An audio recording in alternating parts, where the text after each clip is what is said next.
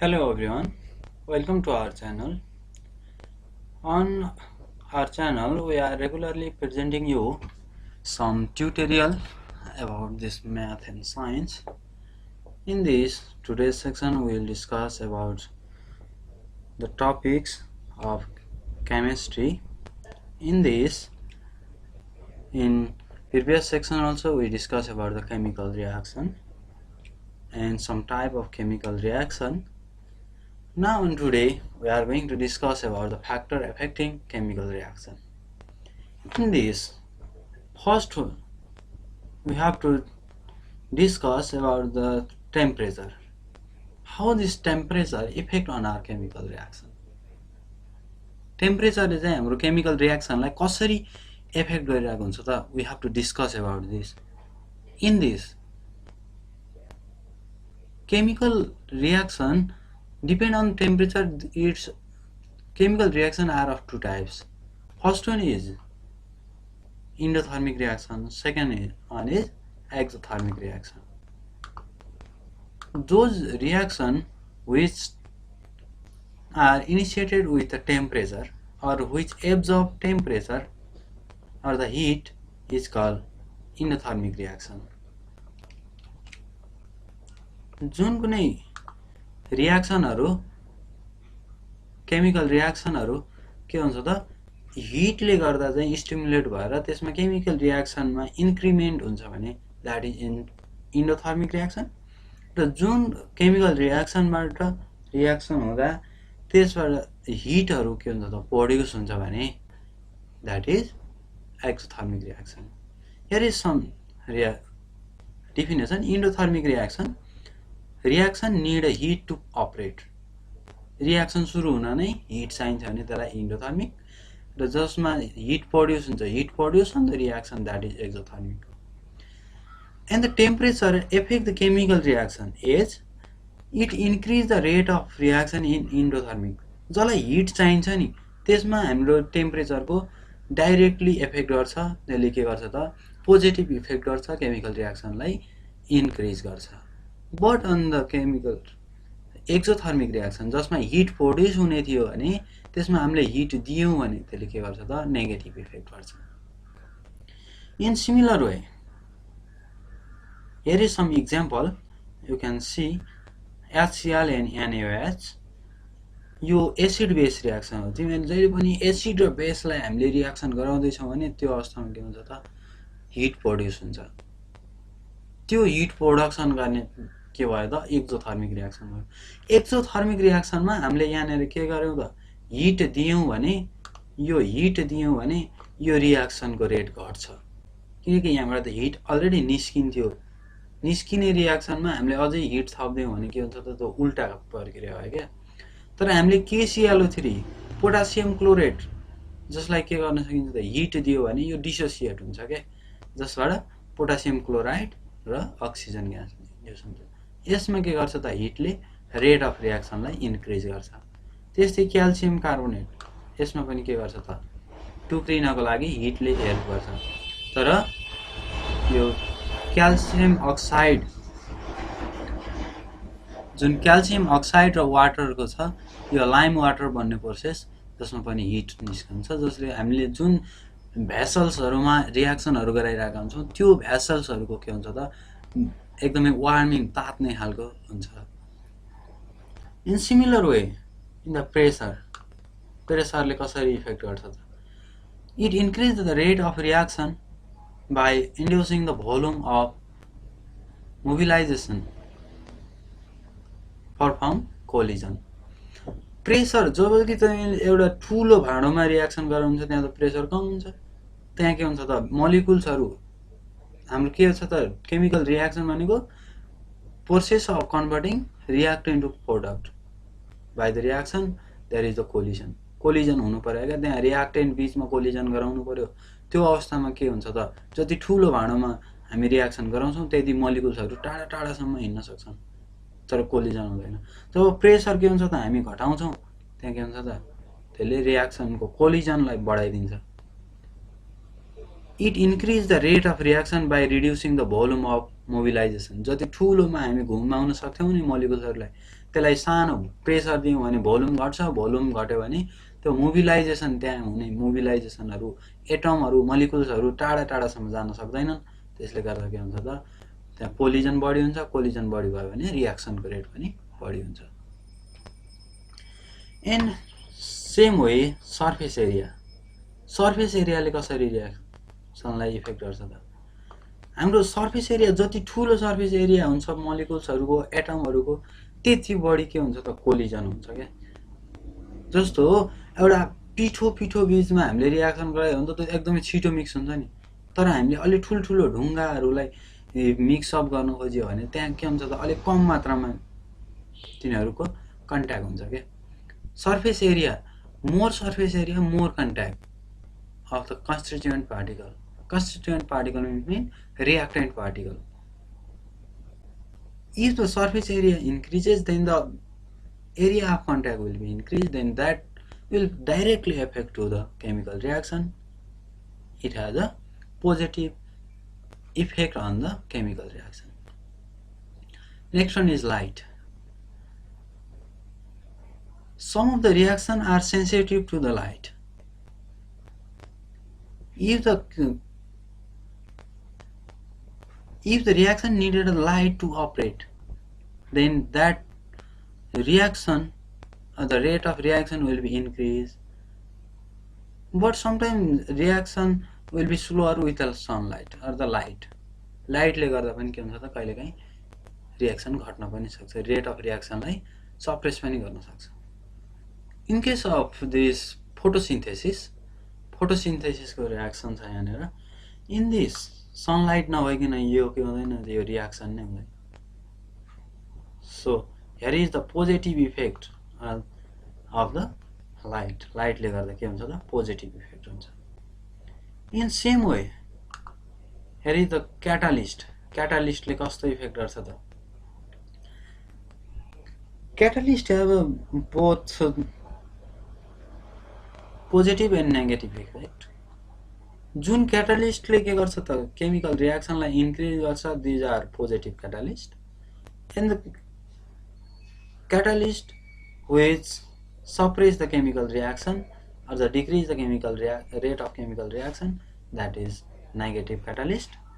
Positive catalyst ले के गर्छ त रियाक्सनहरुलाई छिटो बनाउने काम गर्छ अनि नेगेटिभले त्यसलाई ढिलो गराउने काम गर्दछ for example here is the H2O2 मा हामीले MnO2 एउटा यो म्याग्निज डाइअक्साइडलाई युज गर्यो भने H2O2 भनेको यो पेरोक्साइड हो पेरोक्साइडमा हामीले MnO2 रिएक्जेन्ट युज गर्यो भने के हुन्छ त यसको रिएक्सन फास्ट हुन्छ बट त्यही रिएक्सनमा हामीले के गर्यौं त यसमा के गर्यौं त एनिल acetylene the knocking of petrol by the tetrahedral lead the leadहरु एसिटाइलोइड लीडहरु युज गर्यो भने यसले के गर्छ त सप्रेस गरिदिन्छ के घटाइदिन्छ तर यहाँनेर अक्सिजन मोलिकुल्स आएको थियो तर यहाँ अक्सिजन एटम आउँछ which is mono atom and it is more reactive है reactive oxygen निकाल्नु पर्यो भने यो रिएक्सन युज गरिन्छ but that chemical reaction is very slow. And next one, here is some question related to chemical reaction. First one is write down the difference between the endothermic and exothermic reaction. First one is definition.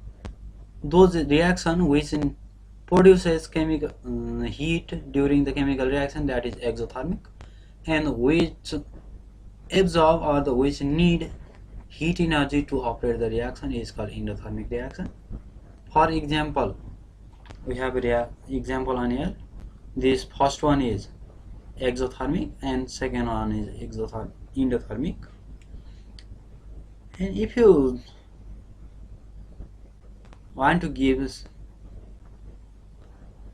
one reference, then exothermic reaction heat always suppress the rate of chemical reaction in the exothermic reaction and the temperature or the heat always increase the rate of reaction in endothermic reaction. यसरी चाहिँ गर्न सकिन्छ In second question, write down the balanced chemical equation of the following reaction. Copper, oxygen. Copper र oxygen बीचको हामीले के गर्नुपर्ने हुन्छ केमिकल रियाक्सन लेख्नु पर्यो कपर मिन्स Cu कपर के हो त Cu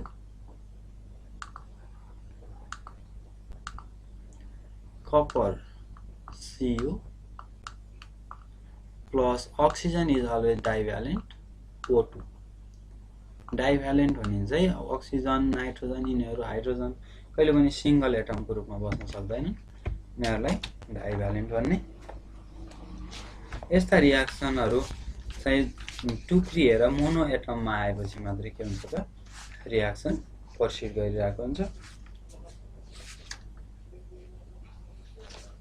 As we know, you have to make a product of this copper and oxygen.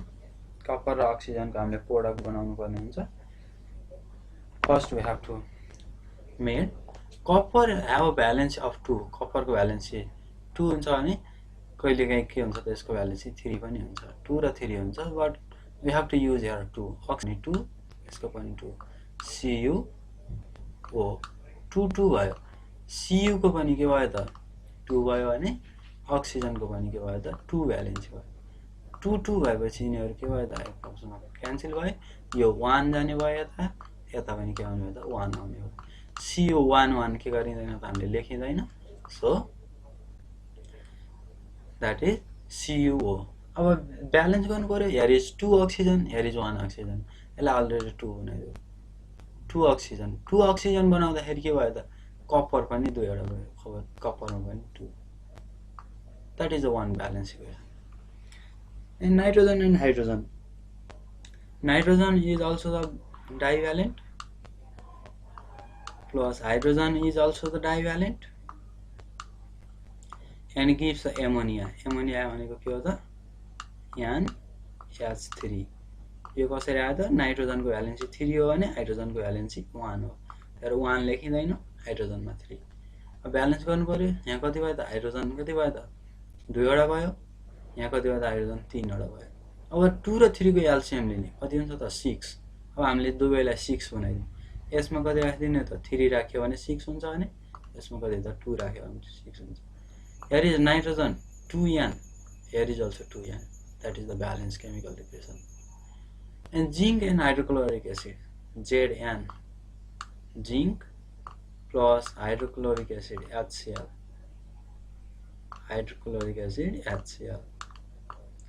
यो रिएक्सन के हुन्छ त zinc chloride Zn Cl zinc chloride mean Zn Cl and Zn को valence कति त 2 क्लोरिन को कति त 1 सो क्लोरिन को मा 2 हुने भयो Zn plus hydrogen is always divalent H2 यो के हो त ग्यास हो सो यो माथितिर जान्छ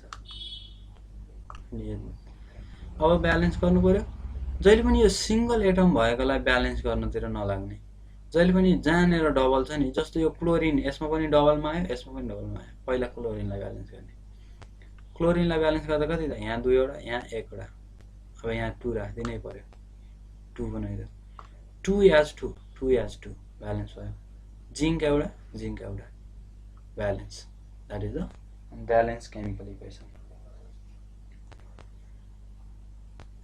and here is one calcium carbonate and calcium carbonate here is one reaction you have to see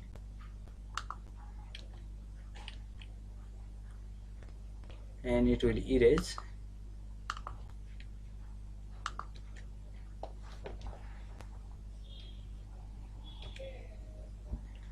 here is one example calcium carbonate and this calcium oxide and this carbon dioxide that is the reaction you have to see once the CaCO3 CaO and CO2 it's already balanced chemical equation and find the product of the following balanced chemical with balanced chemical equation भनेको छ हामीले यसको chemical reaction र product लेख्नु पर्ने हुन्छ Okay, see here. When burning magnesium with air भनेको oxygen हो जहिले पनि magnesium Mg लाई के गर्नु पर्यो त Mg प्लस अक्सिजनसँग बन्ड गर्ने अक्सिजन एयर भनेको जहिले पनि अक्सिजन हो अक्सिजनले बर्निङ ग्यास पनि भनिन्छ यसले बर्न हुनको लागि हेल्प गर्छ म्याग्नेसियम र अक्सिजन भयो भने Mn Mg म्याग्नेसियम कतिमा त 2 मा पर्छ अनि अक्सिजन पनि कतिमा पर्छ त 2 मा पर्छ अब म्याग्नेसियम र अक्सिजन दुवै केमा भयो त 2 मा पर्ने भएकोमा यो MnO हुन्छ MnO भइसकेपछि अब हामीले ब्यालेन्स गर्नु पर्यो अक्सिजन दुईवटा अक्सिजनलाई ब्यालेन्स अब म्याग्नेसियम दुईवटा भयो यहाँ पनि 2 राख्दिने के बन्दो रहेछ त magnesium oxide बन्दो रहेछ you have to write product is magnesium oxide when carbon dioxide passes through the calcium hydrochloride calcium hydrochloride मा के गर्नु पर्यो त कार्बन डाइअक्साइड पास गर्नु पर्यो CaOH whole twice that is calcium hydroxide जसलाई के भनिन्छ त लाइम वाटर पनि भन्ने गरिन्छ अब यसमा के गर्नु पर्यो त plus carbon dioxide is always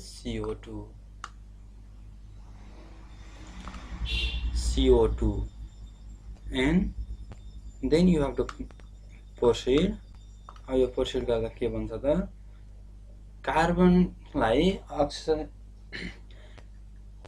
calcium हाइड्रोक्साइडलाई carbon डाइअक्साइडसँग गर्दा क्याल्सियम कार्बोनेट भन्छ CaCO3 भन्छ एउटा CaCO3 भन्छ एउटा CaCO3 मा हामीले के गर्नु पर्यो त अब बाँकी रहेको यो हाइड्रोक्लोराइड जुन के भन्छ त वाटरको फर्ममा बाहिर निस्किन्छ अब यसलाई के गर्नु पर्यो त केमिकल रियाक्सन बन्यो प्रोडक्ट यो त क्याल्सियम कार्बोनेट हो क्याल्सियम कार्बोनेटमा अब ब्यालेन्स गर्नु पर्यो CaCO3 अक्सिजन 3 वटा भयो तर यहाँ कति छन् त यहाँ 2 वटा यहाँ 2 वटा 4 वटा छन् क्याल्सियम के छ त एउटा मात्रै छ अब हामीले के गर्नु पर्यो त CO3